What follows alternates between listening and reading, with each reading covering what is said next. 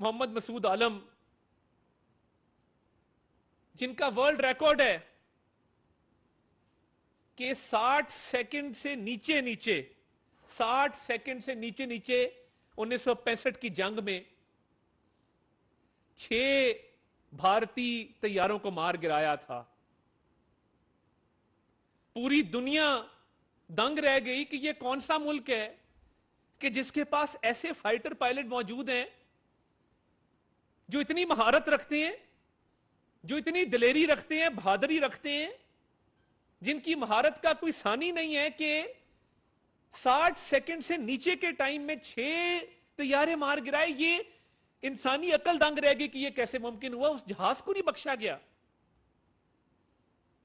ہمارا فخر، ہم بطور قوم، بطور پاکستانی جن چیزوں میں اپنا سر فخر سے بلند کرتے ہیں کہ جب ان واقعات کا ذکر آتا ہے تو ہمیں فخر ہوتا ہے کہ ہم کس قوم سے تعلق ہے، ہمارا کس ملک سے تعلق ہے، کس مٹی کے ساتھ ہمارا رشتہ ہے.